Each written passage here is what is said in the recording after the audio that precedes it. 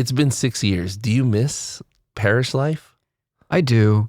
Sometimes I catch myself fantasizing about like, what would I do if I had a parish?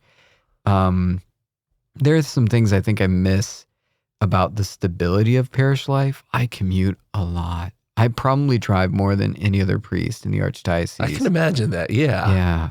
I mean, the cardinal and the cardinal secretary drive a lot. I know that. But I still think I have to drive to like other seminaries. I go to Texas A&M a lot, UT, like Galveston, Huntsville, just all over. Do you go up to Dallas a lot too? I go there at least twice a year, and sometimes more. And I do drive there, although somebody's told me about a bus that maybe I should take. But Yeah. just to say that I, because of traffic as well, spend about 3 hours a day in a car. Wow. And some of that's just to get from where I live at the seminary to where I work at the downtown chancery. And I wish that I didn't have to do that.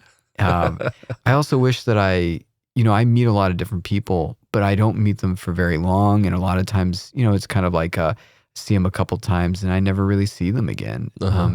At a parish, I remember Father Borski, where I was in Kingwood at St. Martha's, there were people he had baptized who he was helping to get married. He'd been there so long that he just knew people for a good chunk of their life. And that's really, if you want to be a spiritual father as a diocesan priest, which we all want to do, it's really just one of the joys. And so there's something of that I miss.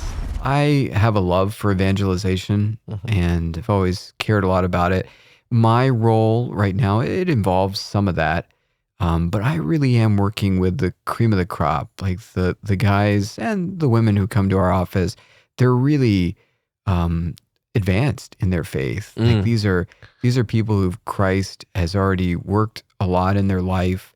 They may not think that, but from my vantage point, I've taught like confirmation classes where there are kids who just don't want to be there. Like these teenagers, these young adults, they're really excellent. They're the fruit of a lot of people's labor of love. And so I don't get to evangelize in quite the same way. Like I'm not in the trenches on the front lines, working like, I just think of like the people at U of H, some of those students, like they've got that statue, they've got, a lot of different denominations and other religions at their campus. Like they're on the front lines of evangelization. There are plenty of people around there who have no idea who Jesus is and who don't like Jesus if they do, so like some of me misses that.